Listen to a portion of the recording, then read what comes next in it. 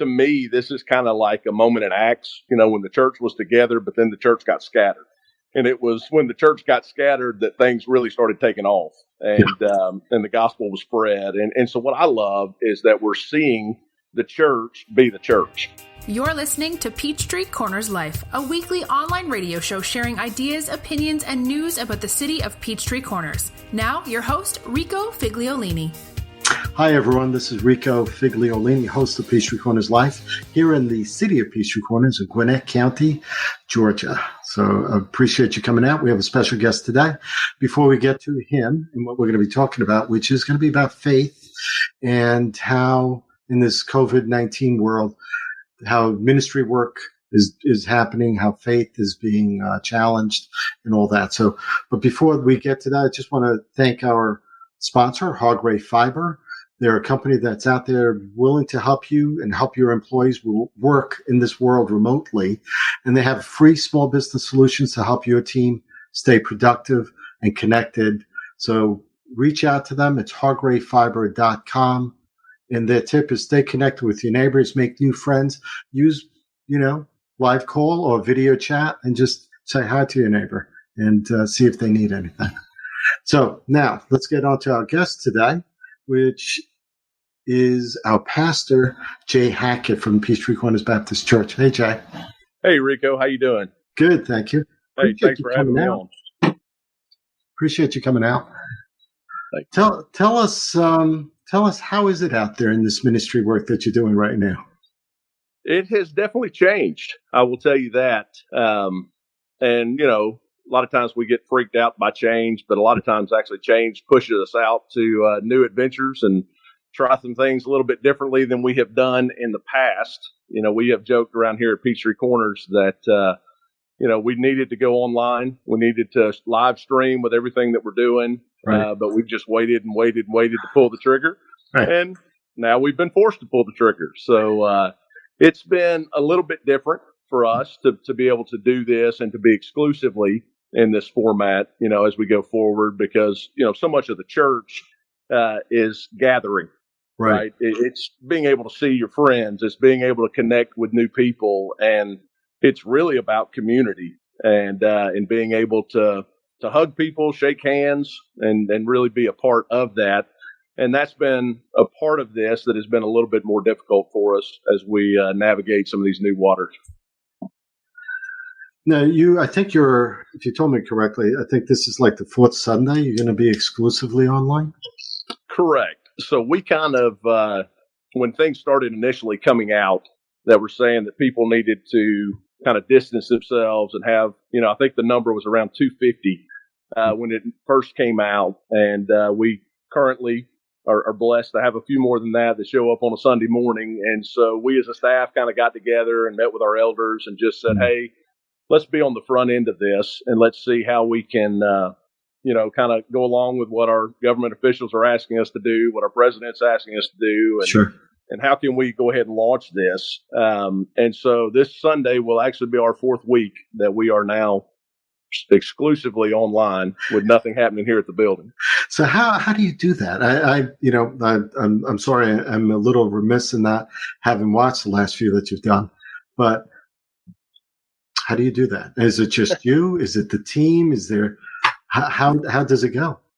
Trust me, we have a wonderful team of people that are behind us that are able to put this together. Andrew Howard runs our tech team. Okay. And so a lot of conversations with him and Josh Sullins, who's our worship pastor, and just trying to figure out, hey, what's the best way that we can do this? Because, it can be awkward. Most people let's take singing, for instance. We usually have just streamed, or not even streamed, but we've shown the message during the week, but we've never shown music. And that was one of the questions that we had. You got some people that don't want to sing out when they're in a congregation, because they hear themselves sing. And now you've got a husband and a wife sitting on the sofa at home, or, their family that's kind of sitting there. Are people really going to engage with worship and really, kind of reach out and do that? And we kind of unpacked that for a little while. And we decided that, we want, in a time where there's so much chaos, we want to try to bring a little bit of stability. And so basically, and this is kind of what we've heard from our people in the last month, is just this makes it feel like we're there. And so we kind of made the decision early on that we were going to do our service just like we would if you were here in person on a Sunday morning. And so I'm going to reveal a couple of secrets. Some people think we are live here on Sunday morning. We're not. We do everything during the week. As a matter of fact, today we just got done filming for this Sunday. And so then they take that and put it onto our web server, and then everything goes streaming live at both 9:30 and 10:45 on Sundays. And you have music going also and all? We do. We really? Start to finish, just like you were here, a welcome, an offering, wow. 3 or 4 songs, and then I get to jump up and preach to an empty room. So it's a whole lot of fun. Yeah, that got to be, there's that connection thing that's missing. Well, it's funny because that's kind of how I'm wired, Rico, and it's, I feed off of the congregation.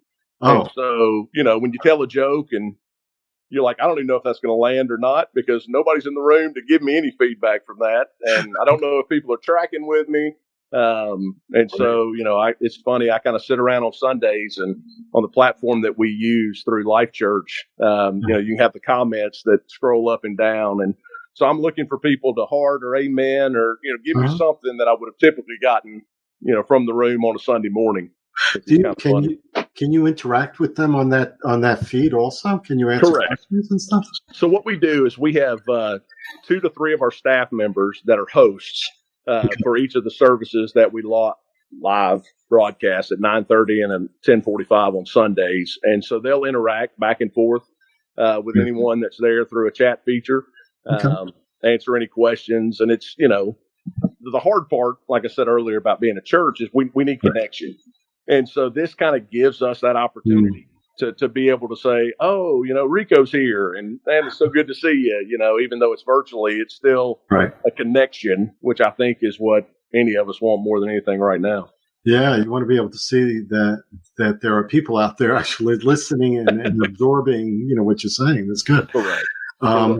So they would find this on your website, or can you also find this like as a live feed on Facebook or anything else? Correct. So what we do right now is through our website, we broadcast it live as well as through Facebook Live at 9:30 and 10:45. And then it just goes strictly to Facebook or on our website following that for the rest of the week. Wow, and cool. So, we kind of played with the idea, do we just show it at 9:30 and 10:45 or do we allow it to be seen throughout the rest of the week? And what we found is a lot of our members tune in during our normal worship times, just so they can see people and connect. But then we're getting probably 3 times as many views outside of what's happening at 9:30 and 10:45 on Sunday. And so, I don't know if people are just starving for content when they're stuck at home right now. A lot of questions, a lot of things that people are wrestling with. And so there's a heightened sense of going, hey, I want to know some more. And so let me just kind of see who's out there and what they're saying. Sure. It's almost like faith on demand.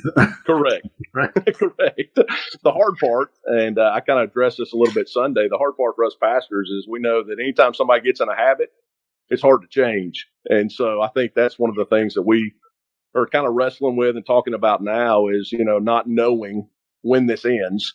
People are going to get out of the habit of attending, in person. And I know there's people that say, hey, as soon as we can get back, everybody wants to be back. And maybe there will be a little bit of that at first. But, I've had people say, I love watching you from my bed in my pajamas, on Sunday morning. Didn't fight with the kids, didn't have to, argue with the wife on the way to church. And it just made it so much simpler. Yeah, I wouldn't be surprised if there's a little bit of that. There's like maybe we can't get there, but the good part is that we can watch it. Correct. And that's the balance. I think that's kind of where we're walking through right now of going, okay, well, even as we're able to get back together, how do we continue this? Because we are reaching, more people than we were able to reach actually in person. And so it's a positive. Right. And you know what? If certainly your message is themed for each of these, right? I would think.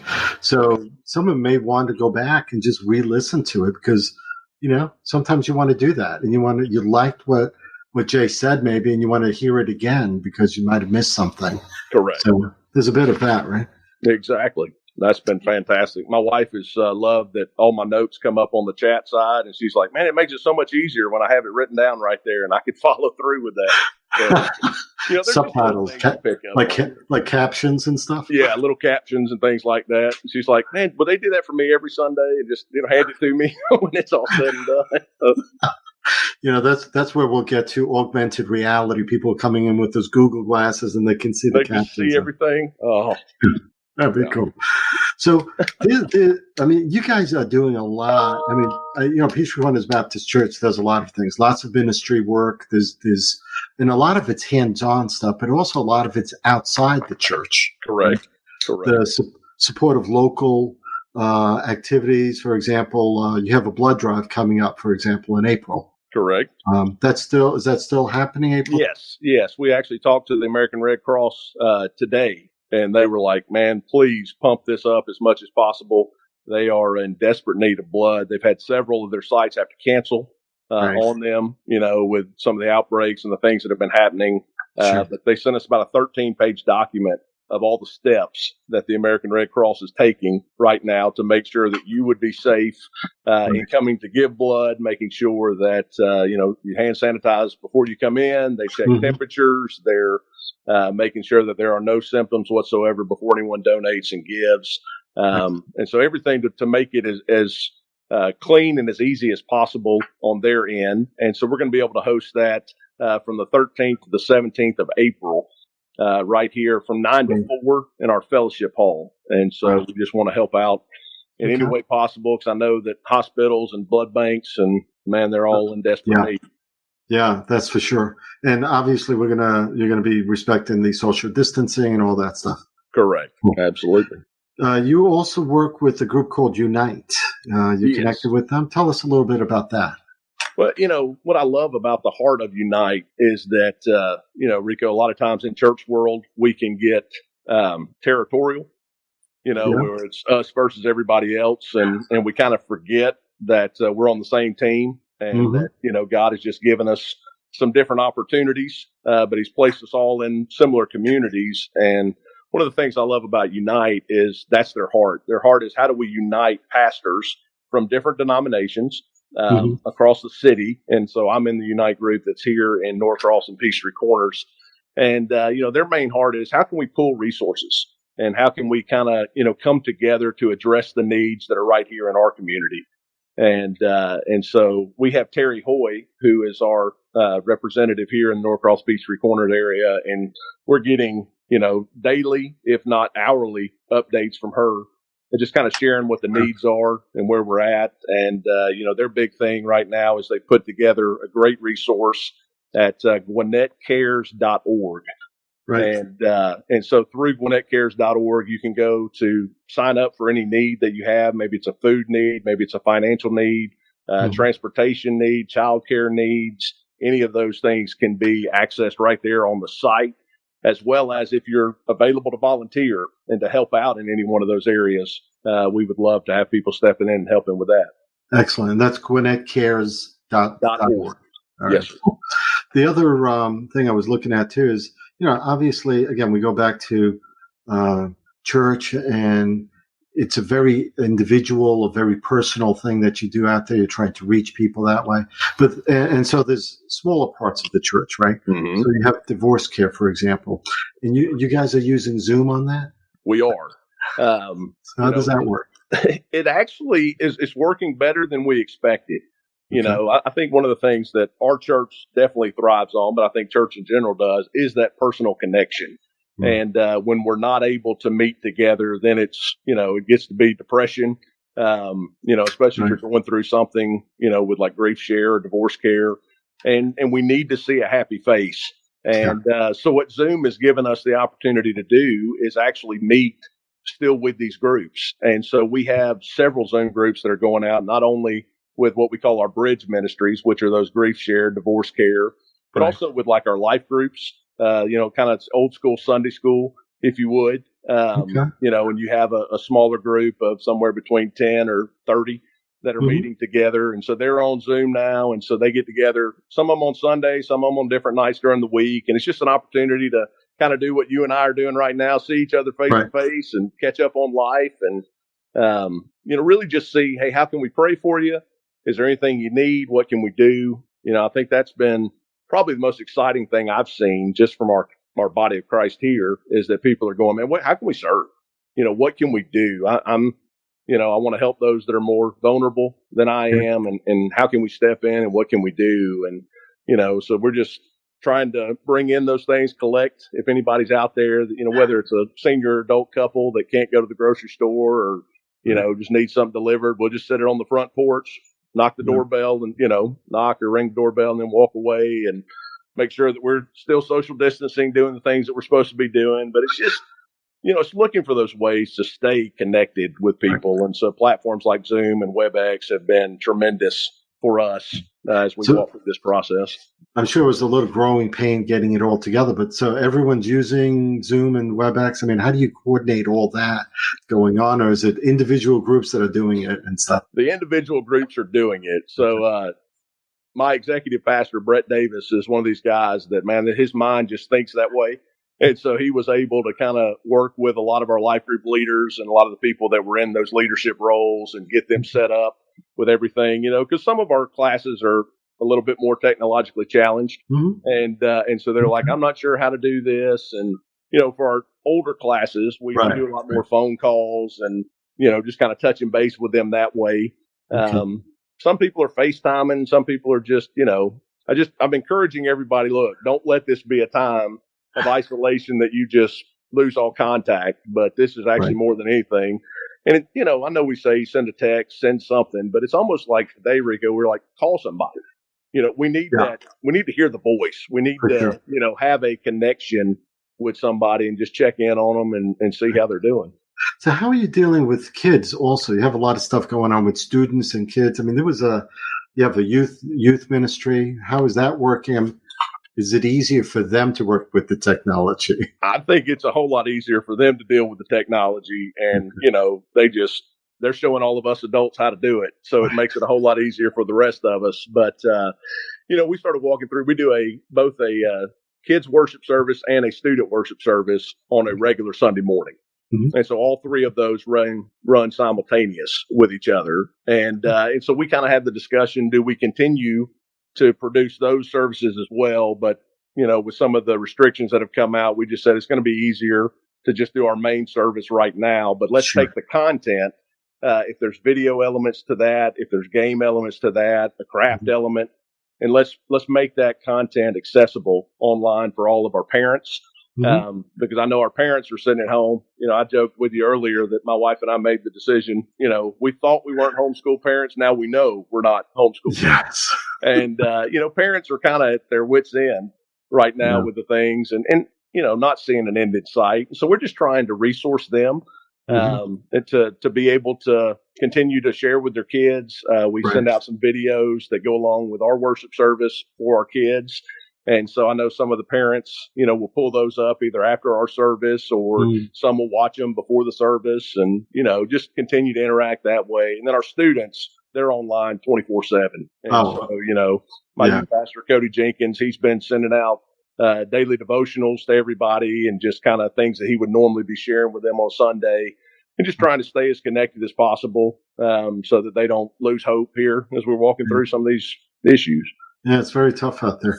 I was noticing the other day that I think it was Pinckneyville Middle School Band used an Instagram app called Acapella, where they were able to share. There was 9 of them on the screen, and each of them did their part, their instrument. Then they compiled it, and it sounded great. Actually, I think NPR picked up on the story at one point last week. So it's a good inventive way of everyone just working together. I mean, everybody's getting real creative, which is what I love. And, we're seeing some really neat things as this whole thing kind of plays out.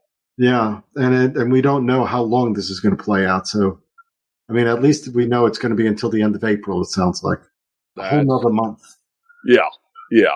Right. Well, and that's, some of the questions that we've got is going, okay, so how do we anticipate when we do come back and, try to make it, I know a lot of the things that we've looked at is like Easter, Easter is a week from Sunday and, a Sunday that typically everybody gets dressed up and, they're able to come to church and, kind of celebrate as a family, get together for a meal. And so this is going to be a different Easter.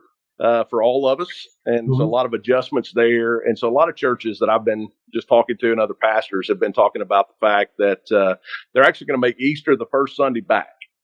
And so they'll still celebrate Easter next Sunday, but they're going to try to do any of the things that you would normally see, quote unquote, on the Easter Sunday, which a lot of us go above and beyond, that they're going to actually wait and celebrate and make it the biggest Sunday possible, kind of once everybody gets back and our new set of norm kind of begins to get laid out, Yeah. I mean, if we're talking 4 weeks from now, you're absolutely right. I mean, maybe that becomes a homecoming, if you will. Yeah. So, Peachtree Corners Baptist Church is a big church in the community. It's right at that road where everyone sort of leaves. You can see like caravan of cars usually on a normal day of work, goes past Peachtree Middle, goes up to the Y in Peachtree Corners, and then everyone sort of splits, goes their different ways depending where they're going. So being a big church, a lot of people, a lot of different types of people, different walks of life. You even have, you have a lot of people working in different ministries. I noticed that you talked to us a little bit. You mentioned like MOPS in there, the moms of preschoolers. You mentioned life group class, some individuals working out there. So maybe you can share a little bit about some of that and what those ministries are doing, or some of the stories that you know. Yeah, absolutely. I love the fact that, to me, this is kind of like a moment in Acts, when the church was together, but then the church got scattered.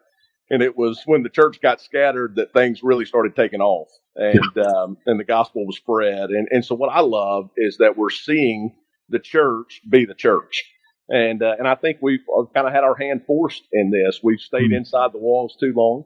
And now we have an opportunity to actually be the hands and feet of Jesus. And I'm loving, as I'm watching, all of these different groups do their different things and meet needs in different ways. Our MOPS, which is our mother of preschoolers, they kind of got together and collected money. And they knew that kids were without meals this week, being here in Gwinnett County with spring break this week. Spring break, right. And so they collected over $700. And then that food, went out, bought food with that and donated it to our Norcross Co-op. Which was able to help meet some of those needs that were there. Some of our ladies, I still don't know how they did this, but some of them took different things that were around the house and they made masks, face masks. And, more talent than I've got in my pinky, I promise you that. And so as they kind of delivered those to some people in the health industry through people that were here at our church, and I just, I love being able to see some of those things happen. Some of them put snack bags together to carry to those in the hospital. We've got Jonathan and Lily who own Ichiban Steak and Sushi up at the collection there in Forsyth. And, one of the things they were doing was they were battling with, okay, how do we stay open? What are we doing? And Jonathan, who's a member here that's the owner of that, said, you know what, we're just going to take this food, we're going to cook it, and we're going to deliver it over to the ICU unit here at Northside Forsyth. And we're going to hand it to those in the pulmonary department. And, we're going to just be the hands and feet of Christ. And how can we continue to love on people and see some of those things happen? And so, as a pastor, you always wonder, are people getting it? Is it clicking? And then when you start seeing some of these things happen, it really does bring a smile to my face. And I'm just appreciative for people that are stepping up and doing some of those things. And it's good to be able to share that so that people aren't, because everyone's home. So it's like, correct. What do you know what's going on if you're not out there actively talking, or maybe you're on Nextdoor, the app, or Facebook, and getting your feed from there maybe. Yeah. So even companies have been out there. I noticed that Firebirds you mentioned. Yeah. When they contacted you. So Jennifer Whidden, who is one of our administrative staff here at the church, got a phone call from Firebirds the other day, and they were like, look, we have a ton of produce and things that we have that we would love to donate and to give away, but every time we call a food pantry, they need prepackaged food. Yeah. And so none of them can use that. And Jennifer reached out to one of the groups that she's in part of here, Peachtree Corners Village Moms, and just offered that out and so that families could benefit from it. And she said they went crazy over it. And we're just able to really use that there in their own homes. And and being able to be a blessing. And so it helped out Firebirds, but it also helped out families right here in Peachtree Corners. And, just those are exciting things to me as we, just see it play out. Yeah. So if there are other businesses out there looking to help, maybe they should reach out to PCBA? Absolutely. PCB. We would love to help out in any way possible. And if we can't, we can help point you in the right direction. It's all about who you know. And so you get people connected with other people and for sure. There. Yeah. And there are businesses out there that want to help. They want to do what, be a good citizen in the community, especially now. I mean, we all, like you said, sometimes we're siloed. We're all by ourselves, maybe, depending, what we're doing. And even if we're with our own family, we're just here. It's like having those horse blinders on sometimes, It's just, correct. Unless you take a walk out. And I've done my walks, and I've seen a lot of people out there, though.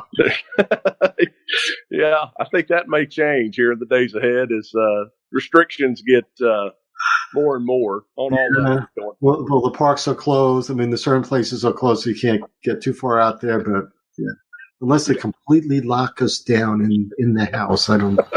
There are going to be people going out. Yes, I will agree. Yeah. So and you guys are on like Facebook, Instagram, Twitter. I mean, you're all over the place. We are.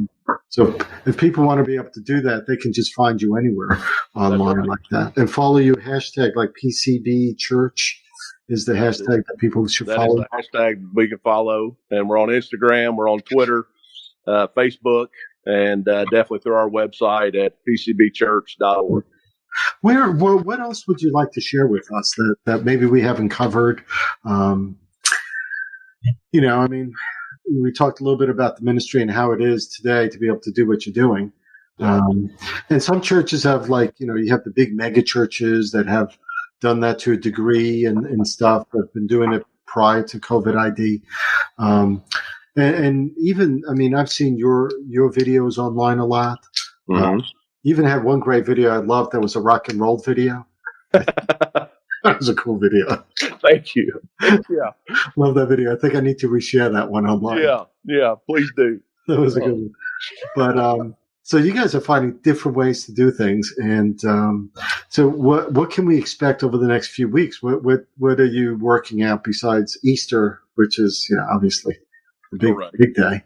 Yeah. Easter will definitely be a fun one as we're going forward. A lot of the stuff that we're looking at is trying to figure out how can we get the best content and the best resources in people's hands so that they can just continue to walk in their relationship with Christ and begin to be discipled in Him.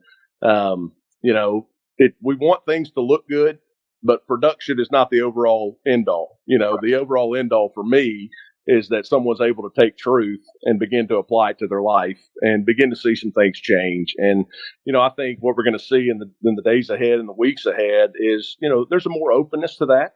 A lot of people are questioning and a lot of people are finding themselves in a position of going, well, why are we going through this? And, one of the age-old questions that everybody, did God cause this? Did He allow it? There's just an awareness, I think, right now that's really given us as a church here at Peachtree Corners, but as well as every church, an opportunity to be answering some of those questions and just kind of, sitting in it with the people as they're walking through it.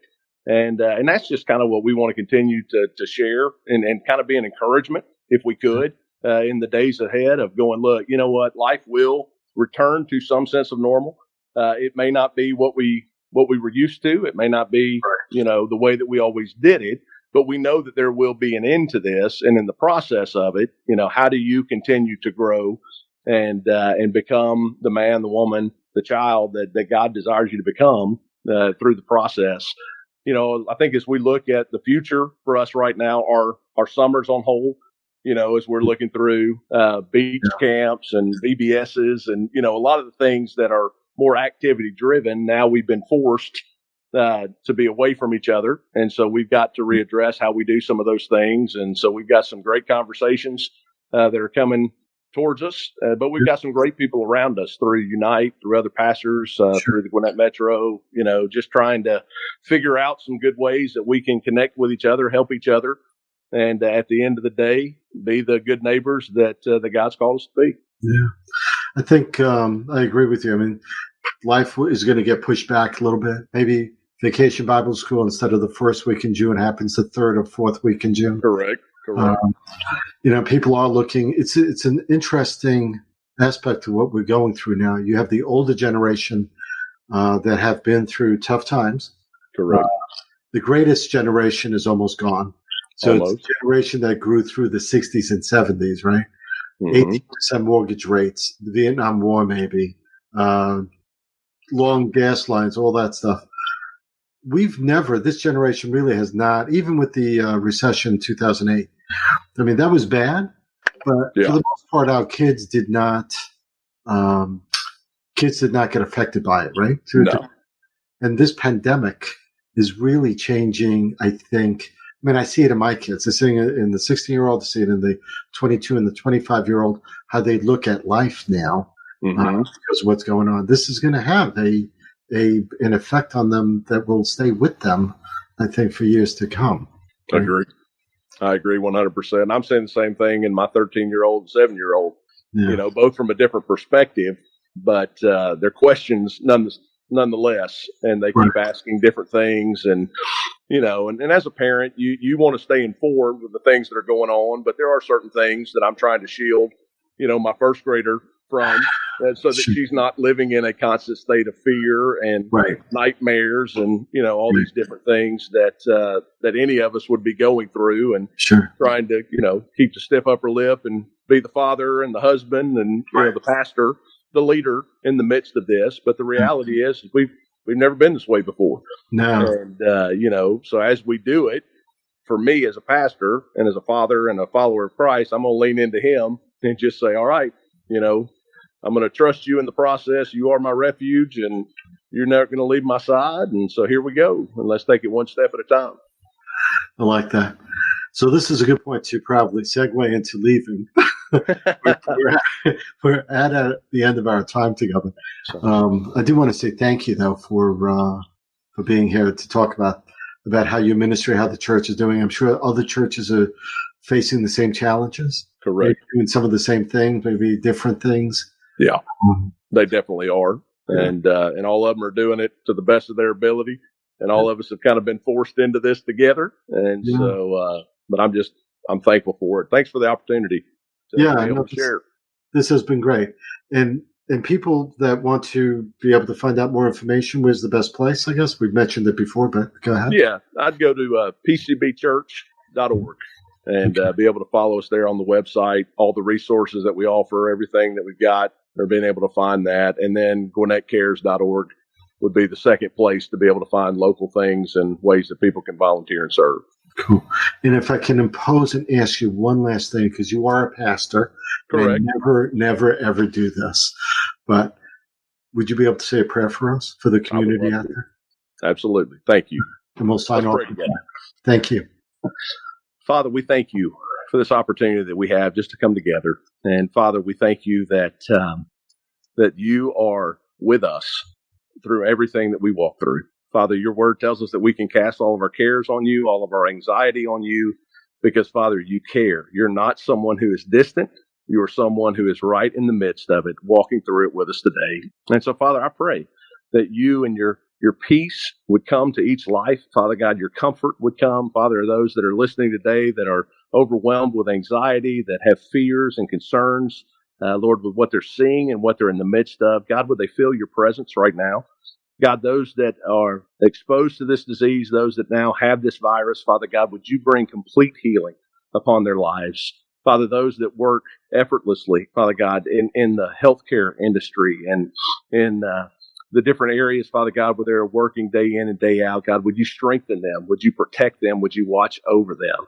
And then, Father, would all of us, Father, be the children that you have desired us to be? Lord, would we be the neighbors that you've called us to be? And would we love on each other right now more than ever before? But Father, I pray that that would be our new way of life as we go forward. Thank you for this opportunity today. And we pray it in Jesus' name. Amen. Amen. Jay, hang in there with me for a minute while I close out. Yes, sir. Thank you, everyone, for being with us. And I appreciate Jay and Peachtree Corners Baptist Church and all the ministries out there, all the faith institutions.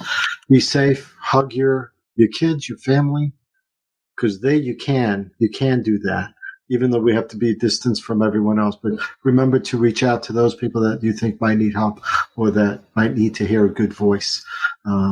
So thank you, and more shows to come. Appreciate you being with us. Thanks for listening to Peachtree Corners Life with Rico Figliolini. You can listen to our live stream on Spreaker every Thursday night at 8:30 p.m. or on demand at iHeartRadio, Spotify, and iTunes. Don't forget to like our Facebook page for notification of our live video streams of the show. Catch our other podcast shows at PeachtreeCornersLife.com.